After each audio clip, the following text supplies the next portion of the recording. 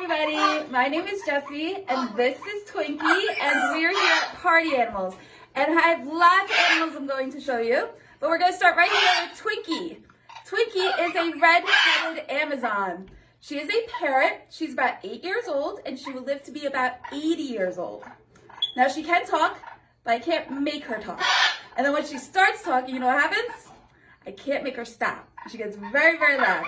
But she says things like, hello, I love you, how are you? And sometimes she even blows kisses, but only when she feels like it. Can you say hello? Say hello? Nope, nothing. Now, how do we know a bird is a bird? What makes a bird a bird? A lot of people think it's the beak, but it's not the beak because believe it or not, squid, octopus, and turtles all have the beak. It's not the wings because bats have wings. It's not even because they can fly, because some birds can't fly, like the penguin and the ostrich. Now, do you guys want to see another bird? This is Mango, and Mango is another bird, and she is a parakeet.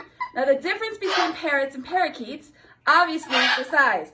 Parakeets are usually much smaller, where parrots are much bigger. Also, parakeets don't live quite as long as a parrot will. Mango here will live to be about 20 years old. She's also not as vocal as a parrot. She can make lots of noises, she does a lot of singing, but she doesn't talk as much as parrots do. Now, do you guys want to see another bird? This is Mr. Bun Bun, and obviously that's not a bird because they don't have feathers. Mr. Bun Bun is covered in lots of soft fur. Now, Mr. Bun Bun is obviously a rabbit, and he is a mammal. Now, mammals have fur, just like lions and tigers and bears and cats and dogs. And us, we're mammals, and we have fur, but we don't call our fur fur. We call it hair. Now, we're going to put these guys away, and I've got another mammal to show you. This mammal has fur, but this mammal has the softest fur in the entire world. This is Chi-Chi, and Chi-Chi is a chinchilla. Now, chinchillas used to live high up in the mountains where it's very, very cold. So they developed this thick fur coat to keep themselves warm. But what happened is a long, long time ago, we found out about that thick fur coat, and we wanted it for ourselves. So we started going into the mountains and taking this animal out of the mountains to make fur coats out of them. It takes 300 to 500 chinchillas to make one fur coat. So they almost went extinct, just like the dinosaurs, gone forever. But we still wanted the fur coats. So we went to the wild and we started looking and looking and looking, and you know what happened? We could only find 12 chinchillas left. So we took the last 12 chinchillas and we took them out of the wild and we put them on chinchilla farms. To this day, if you go to the mountains, you will not find a chinchilla in the wild. They do not live in the wild anymore. They only live on chinchilla farms, but now we have hundreds and thousands of them because you know what we found out? They make much better pets than they do fur coats. All right, now what I want you guys to do at home is try and find one hair on your head. Because where you have that one hair, Chi-Chi has 50 hairs. That's how thick their fur coat is. It's so thick that they can never get wet. If they get wet, they will not dry and they will not feel as soft as they do now. So instead of taking a bath with water, they have to take a dust bath. So if you have a pet chinchilla at home, you have to go to the pet store and buy dust. And they roll around in the dust, and the dust takes all the dirt and oil out of their skin, and that's how they stay so clean and soft. All right, now for my next animal, I want you guys to come over here because I can't take this animal out because they just had babies. But I do want to see if we can peek in and see them without disturbing. This is another mammal, but this mammal doesn't have soft fur like the bunny and the chinchilla. They have hard fur. This, oh, there he is. Oh my goodness. This is Sonic and his family, and they are hedgehogs. Now right there, that is a baby hedgehog, and they're called hoglets. Now when they're born, they're actually very soft and their quills aren't hard. But what happens is, after a couple days, their quills start to get harder. And when they grow up, they'll have about 5,000 quills all over their body. Isn't he cute? These guys are only about a week old, and we don't want to disturb them. Oh, you're a good mama, huh? Good job, guys. There's about 5 babies in there, and they'll stay with their mommy and daddy for about 3 to 4 weeks until they learn to forage for themselves, and then they'll go on their own. Now, these guys are South African pygmy hedgehogs, so they're all the way from South Africa. And the people in South Africa love these guys because they like to eat scorpions and poisonous snakes. Oh my goodness. They're so cute. They like to eat scorpions and poisonous snakes. They're immune to the venom, which means the venom doesn't hurt them like it hurts us. So the people in Africa love these little guys because they get rid of all the things that hurt us. All right, now I want to show you something different, okay? Now we saw my bird with feathers. We saw the mammoth with fur. Now we're gonna see a reptile. All right, now this is Baby Spike. And Baby Spike is a baby bearded dragon. Now these guys live in the desert of Australia. And obviously they're not a real dragon. They don't breathe fire or fly, so we're all safe. But they call them a bearded dragon because when they get angry, they puff up their neck like a big black beard. Now this is Baby Spike, and this is Big Spike. Now why do you think we call them Spike? Because if you look closely, they have all these spikes. But I'm going to tell you guys a secret. These spikes, they're actually not spiky at all. They're actually pretty soft. But what they do is in the desert, if they see something flying up above that might want to eat them, they're going to flatten themselves out and blend in with the sand, and then all these spikes are going to look really spiky. So whatever might want to eat them isn't going to eat them because they don't want to. They don't want to get hurt. Look, they'll sit right on my shirt. Just like a button. All right? All right, now I want to show you guys another reptile. This is Wilma. And Wilma is a tortoise.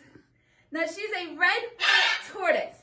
Now, if I put her down on the ground, do you think she'll be fast or will she be slow? Let's see.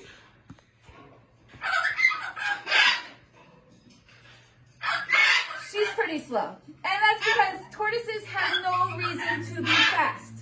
They are strictly vegetarians, which means they only eat plants, fruits, and vegetables, so they don't have to chase their food. And that shell is not only their home, but it's also their protection. So in the wild, if something were trying to eat them, they don't have to run away. They just stick their head in their mouth into the shell and sit there like a rock. Now, like I said, she's a tortoise.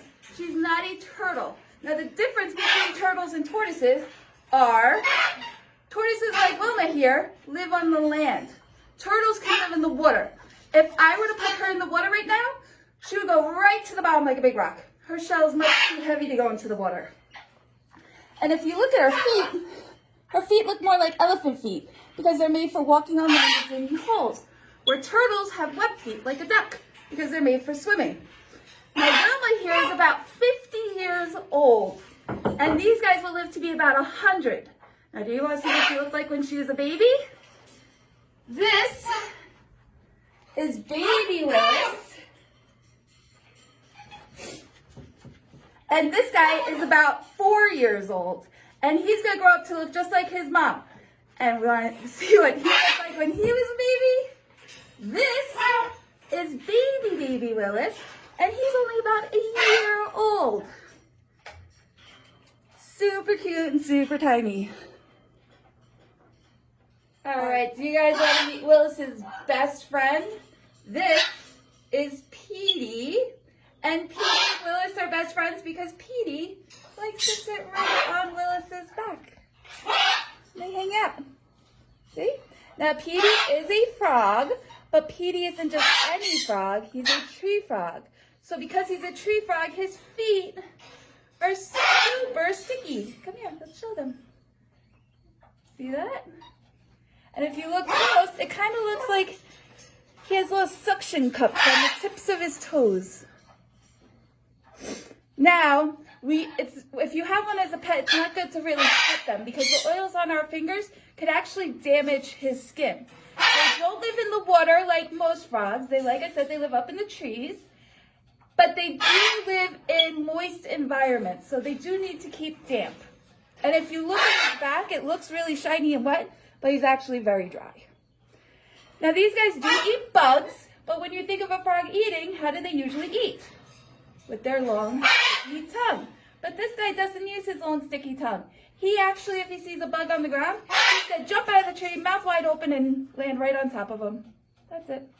I actually have a cricket right here, so let's see if he'll eat it. These guys won't eat anything if it doesn't move. It has to move. Do you want it? Ooh! He scared me. I didn't think he was going to take it. Did you see that? Awesome. All right. We're going to put these guys away. Before I take out this next animal, I want to ask you guys a question. Who has seen the movie Tangled? Who remembers Rapunzel's boyfriend that's that right on his shoulder? This is Pascal. And Pascal is a veiled chameleon. Now, do they change colors? Yes. Do they change colors like we see on TV? No. Unfortunately, it's not that cool. So if I were to put him on a blue shirt, he's not going to turn blue. He's not going to turn purple or polka dots or tie-dye. It doesn't happen like that. It depends on his mood. So if he were to be angry, he'd start to turn real black. It also depends on the temperature around him. So on a really hot day, he's going to be super bright colors. And on a colder day, he's going to be darker colors. So he absorbs the sun and he heats himself up. Now, take a look at his feet. It kind of looks like all of his toes are glued together. So he holds on to things like this, like a claw. He can hold on so well that if he were up in a tree on a windy day and the tree blew over, he would not fall out of the tree. See that? And not only does he have those four really strong feet, but he also has what's called a prehensile tail, which means he can hold on to things with his tail just like a monkey. So he's not falling out of any trees.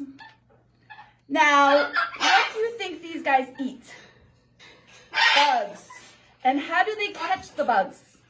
With their long tongue. Their tongue is actually as long as his entire body, including his tail. That's how long his tongue is. So if he saw a bug sitting here on my shoulder, and he was all the way back here, he wouldn't even have to move to get it. He just throws out that long sticky tongue and he grabs it. Another really cool thing about these guys are their eyes. Their eyes can move in all different directions at the same time. So one can be looking up while the other one is looking down.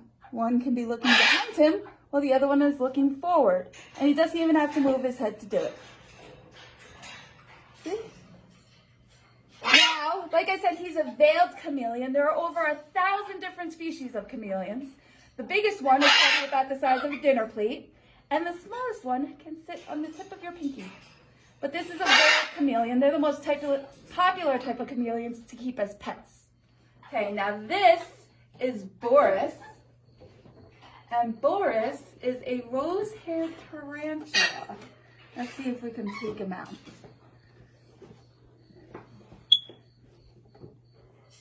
Now, is he an insect? No. How many legs does an insect have? 6. How many legs does Boris have? Let's count. 1, 2, 3, 4, 5, 6, 7, 8. So he is not an insect. He's something called an arachnid. Now, he also has a shell, okay? Just like an egg. So if I were to actually drop him right now, he could crack like an egg and die. He is in much more danger of us than we are of him. Now, the 2 questions I get about Boris. Does he have fangs? Yes. Does he have poison in those fangs? Yes. And actually, he's not going to use his poison or his fangs on me. So I really have nothing to worry about. I'm not food for him. If I were to be bothering him right now, he would take his 2 back legs and rub them together and all this hair on his shell would go into my face and make me very itchy, and I'd put him down. That's it. And if he were to bite me, it's no worse than a bee sting. So that's Boris. Now, if you take a closer look, these two things right here that look like legs actually aren't legs. He uses them to grab his food and put it into his mouth. Look, he's waving. Hi. All right, so that's Boris. We're gonna put Boris away, and I'm gonna show you guys another furry animal. This is Daphne, and Daphne is a ferret. Now, ferrets are very smart and very playful. And if you have one as a pet, you have to play with them all the time, because you know what happens if you don't? They get bored. And you know what they do when they get bored? They will find your favorite toy or your car keys or your favorite piece of jewelry, and they will hide them in places you can never get to. Because not only are they very smart, can we show them? They're also very flexible. So they can get into any tiny little place in your house. They squeeze into spots that you would never even think of. Now, Daphne likes to dance. You guys want to see her dance? This is how she dances. Ready? 1, 2, 3. Woo! But she also loves to be held like a baby and get her tummy rubbed. Right? Now, ferrets have a very unusual odor. They are related to a lot of other animals. They're related to the otter, which means they're very good swimmers. They're related to one of the most ferocious animals, the wolverine, and they're related to something else. They're related to the skunk. Now, they can't spray like a skunk, but they always have a stinky odor that even if you gave them a bath every single day, you'll never be able to get rid of it. And if you give them a bath every single day, it could actually make it worse. Give kisses. All right. Everybody say bye, Daphne. Bye, Daphne. Okay, now for my next animal, we have to try and be quiet. That means you too, Cody. Because not only does this animal have pretty big ears, but she has really big eyes, and there's something called nocturnal. Now that means they sleep all day and they're awake all night. So in order for me to show her to you, I'm gonna have to wake her up, okay? But maybe if we give her some corn, she'll forgive us. So let's see. This animal is named for the two things she likes to do. They like to eat sweet sugary foods, like the sap off of trees and sweet corn, and they can fly. This is Willow, and Willow is a sugar glider. There you go. Now, sugar gliders do fly, but they don't fly like a bird flies. They don't have wings. What they have is a flap of skin that goes from their hand all the way down to their foot. And then what they do is when they fly, they open up their arms, they catch a good breeze, and they glide. These guys can actually glide up to 300 feet. And look at this long tail. They use that like a steering wheel. They move it in the direction that they want to go. Now, Willow is something called a marsupial. That means they don't carry their babies inside their tummy. They carry them outside of their tummy in a pouch, just like a kangaroo. Kangaroo, koala bears, wallabies, wombats, sugar gliders, they are all marsupials, and all marsupials live in Australia, except for one that lives right here in our backyard. You guys know what it is? It's the possum. The possum is the only marsupial that doesn't live in Australia. It lives right here. And actually, in Australia, they don't call these guys sugar gliders. They call them tree possums. And see, she's using her hands to eat the corn.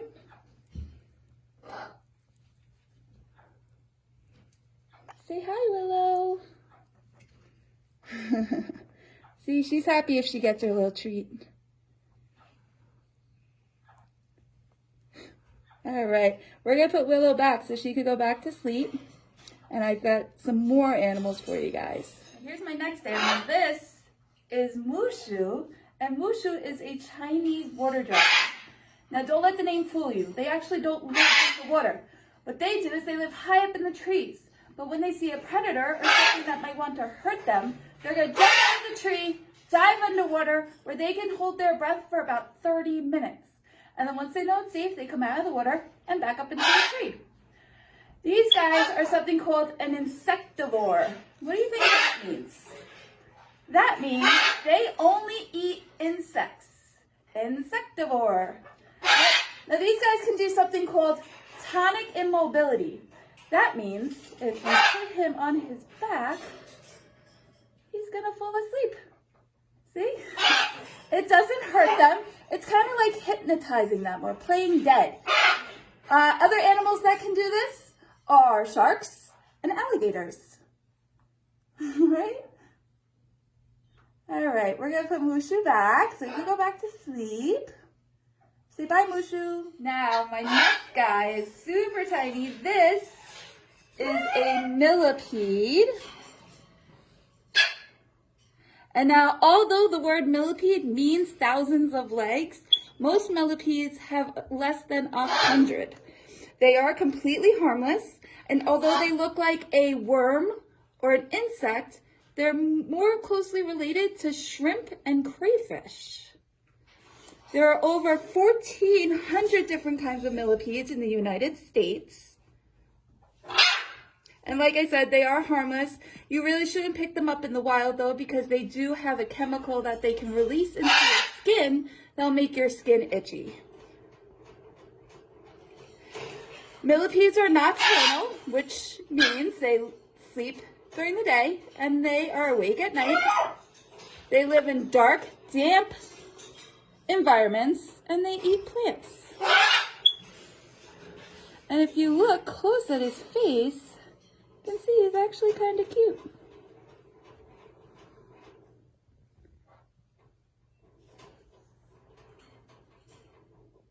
All right, so that is a millipede. Pretty cool, huh? Okay, now here's my next animal. And actually when I show it to you, you might be like, why are you showing me a stick? But this isn't just a stick, this is a stick bug.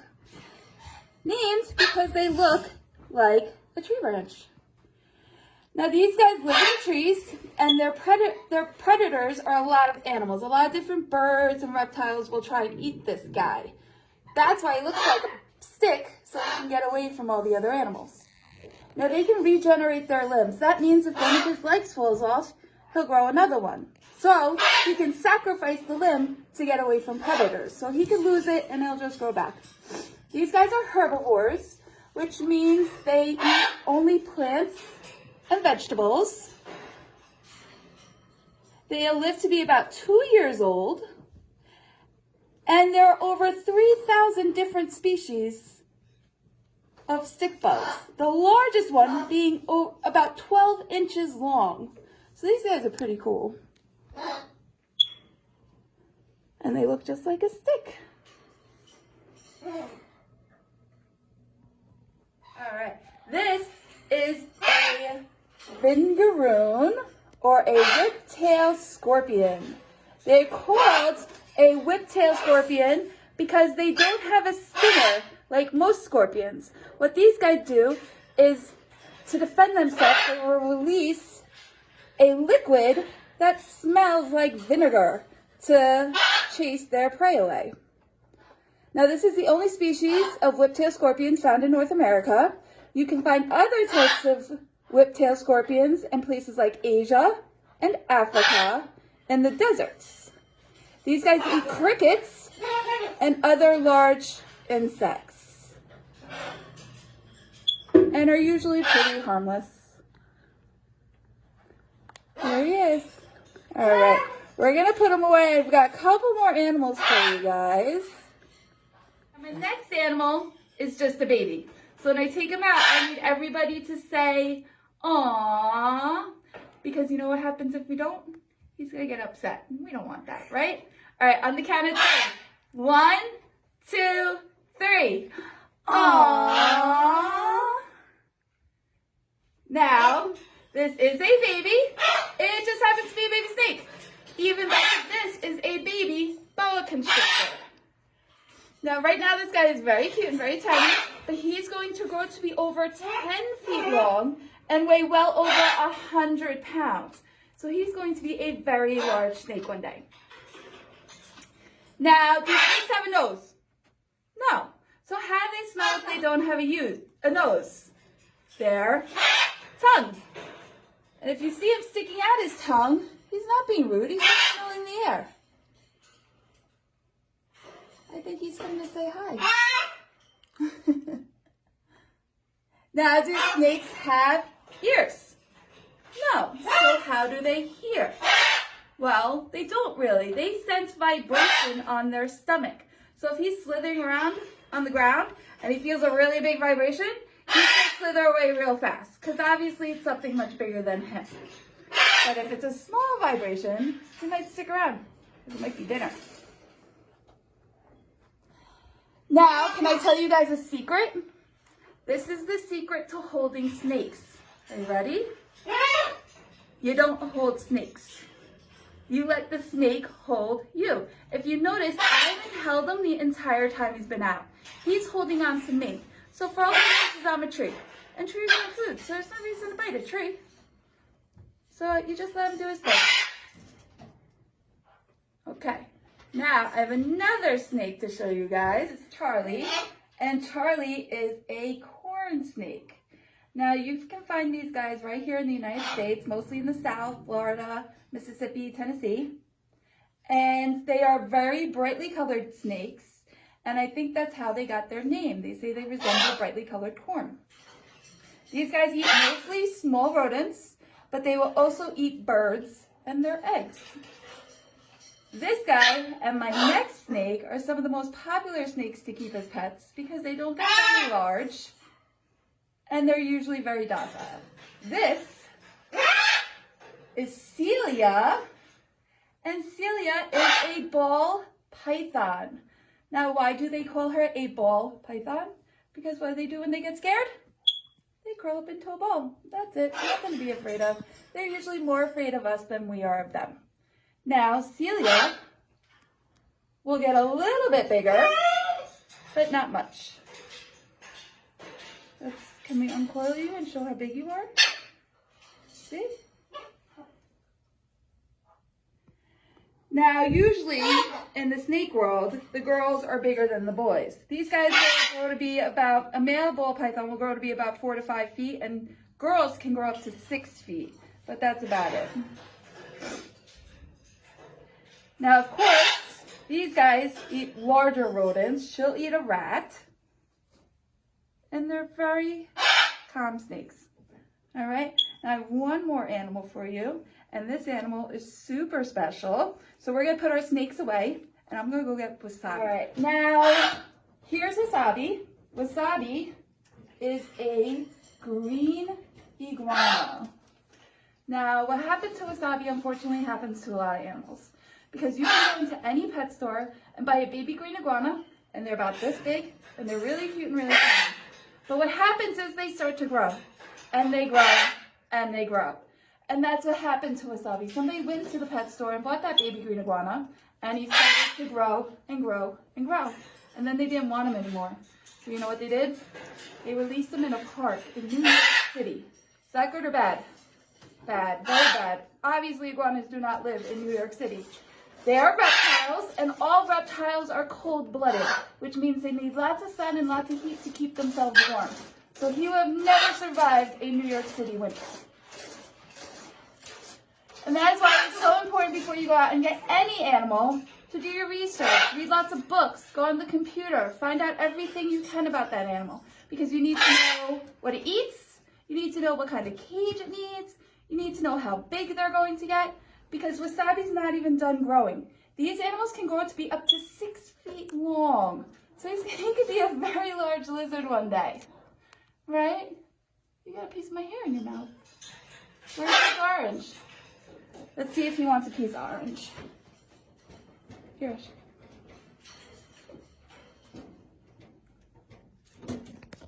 No? You don't want to. Oh, he's closing his eyes. All right, he's not hungry. Alright guys, Wasabi is my last animal. Thank you everybody. I hope you all enjoyed the show and I hope everybody's staying safe. Bye.